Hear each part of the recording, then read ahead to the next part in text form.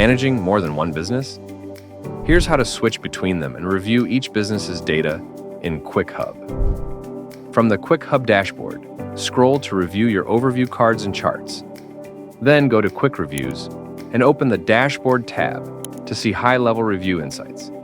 Next, click Reviews to browse individual customer reviews. Open Metrics to dive into trends and performance over time. Now, let's switch businesses. Click your business name and select New Business arrow, Select Business. With the new business active, check Metrics again. The charts automatically update to reflect this business.